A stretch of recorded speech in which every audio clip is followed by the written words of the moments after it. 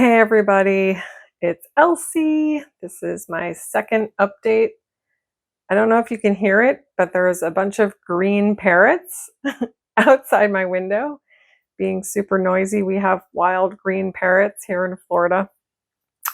So this morning I'm recovering from a migraine, so that's fun. Probably won't be the first time I make a video like this. So yesterday I cut my fabric. It ended up being 21, which was the original width, by 23.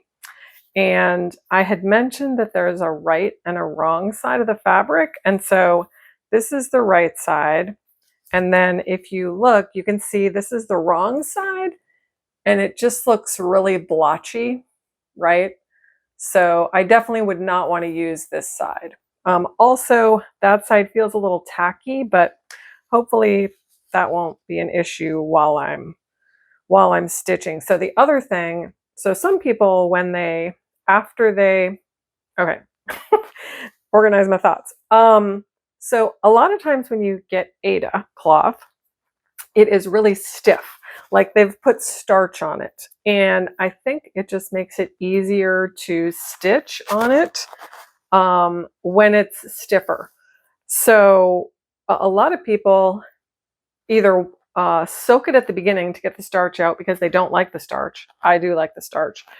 But sometimes they also wash, kind of soak or rinse or wash their piece after they've completely stitch it.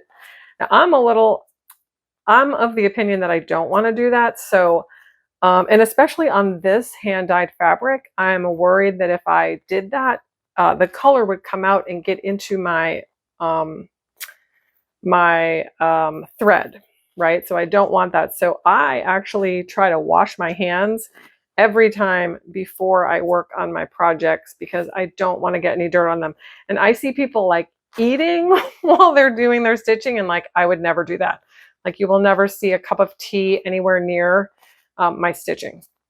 So I really try to wash my hands. So this is my fabric. It's all ready to go. I did find a little blurb here. So the difference between the sizes of Aida, the stitch counts, also affects the size of your project. So I'm using 18 count. So my finished project size, the actual stitching, will be 16.44 inches by 15 inches. But if I did it with 14 count Aida, it would be 21 inches by like 20 inches. So, but this is the little blurb that Long Dog Samplers put with this particular pattern. Three Men's Morris is an ancient strategy game for two players that dates back to Roman times. It's played on a board similar to tic-tac-toe. Morris boards have been found carved into the cloister seats in Westminster Abbey, as well as Canterbury, Salisbury, and Norwich cathedrals. The name is thought by some scholars to relate to Morris dancing, while others believe it comes from the Latin word morellus, which means a counter or gaming piece. The long dog version is the simplest of all, just two Morris dancers prancing about on the village green outside the Nag's Head public house. Somebody get a jug of ale in. They won't be able to spit a sixpence when they've finished the set. Enjoy your stitching. So they just do these sort of weird, again, this has a cult following. They're just a weird, cool company. Okay, so I did go through last night, go through my pattern and sort of circle the things that I want to make different colors. And I guess I did decide I'm going to do the rabbits the dark gray.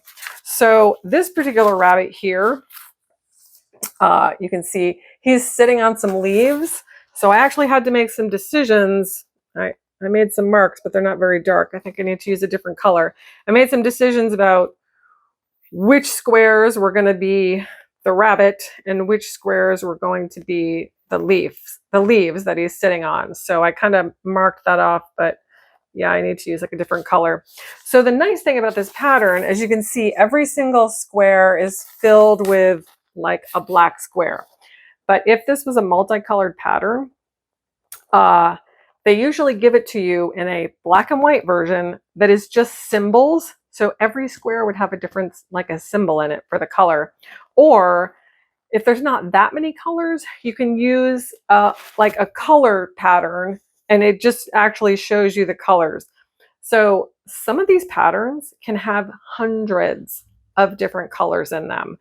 And I can just imagine the focus you have to make sure you're putting the right color in the right square according to a symbol. But this is all the same color, or at least that's how they give it to you.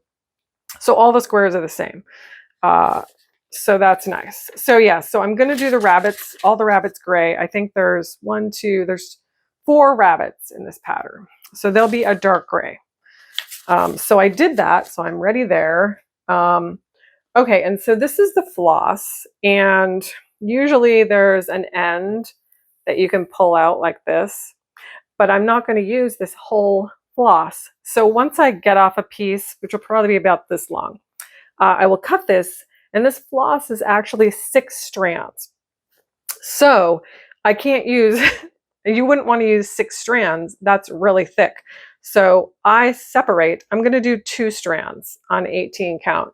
So basically, I will separate 2 of the strands and peel them off from the other 4. And then I'll put the other piece aside. So I'll be using 2 strands at a time. So that's that. These are my needles. These are number 26 DMC needles, and that tells you how big the needle is. So 26 works pretty well on 18 count. Yeah, well, this actually is pretty stiff. The other piece of fabric I got from them was not as stiff as this. It was softer, so that's kind of good. The other little tool I have is this that I got on Etsy. I get I get a lot of this stuff on Etsy. So this tool does a couple things. Number one, it has a corner guide. So you can start your pattern. Some people like to start in the middle. So you just fold your fabric in half both ways, and then you have the middle. And some people like to start like in the upper left-hand corner. So for this pattern, especially because it's split into 12 pages, I am going to start in the upper left corner. So I want to start, I think this does 3 inches. Oh yeah, this is 3 inches. So I want to start 3 inches because I left myself 3 inches on every side. So I'm going to start in the left corner, 3 inches. I'll probably just thread some floss onto a needle and stick it through the back side. And then I will put this on my hoop so that that section is visible. Actually, I need to make sure when I do that, because this is not square, it is actually 21 by 23. So I have to make sure when I start, I have it oriented the correct way, or I will be very, very in a bad situation. Yeah, so I got to check that out. So yes, then once I get it in the hoop, tonight I will start doing some stitches. And then we'll be like on our way. So yeah, anything else I wanted to tell you today? I think that's pretty much it for all of my prep work on this. And then it'll really be just, stitching. Like you got to really count, count. It's like measure twice, cut once. It's like count twice, stitch once. Because if you mess up too badly, then you have to unstitch things, which is called frogging. I don't know why.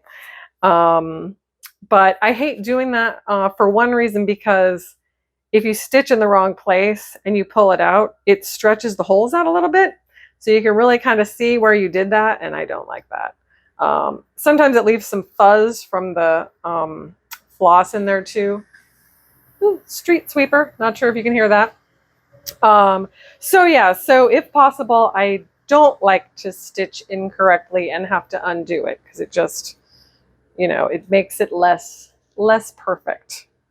So yeah, that's about it. I'm super excited to get started and see how it all unfolds. So some people actually use an app. It's called, I forget what, but if you want to know, let me know and I'll find it for you. But there's an app that you can put on your tablet or your phone, and it will help you keep track, especially if there's multiple colors. It will highlight the color you're working on. So you can see what you need to stitch with that color, but it'll also tell you how many stitches you've made and what percentage of the project you've stitched. So a lot of people like to get into these groups that I'm in and be like, I'm 11% done with this project. So I'm not going to be doing that here. So I'll just have to kind of eyeball it. Well, I can actually go by the pages. So each page is a 12th of the project, right? So when I complete a page, I will have completed a 12th of the project. So I'm actually interested to see how fast this is going to go because there are so few colors, because sometimes part of the time is switching colors. You have to, you know, some people have multiple needles going with a single color on them, but I don't do that. I switch, you know, different colors on my needles. So, but I think this is going to go pretty quick because I only have 4 colors. So I think that's my update for today. Thank you for tuning in. Thank you again for being a sponsor. And I look forward to seeing you. I got to find my remote. I look forward to seeing you probably tomorrow.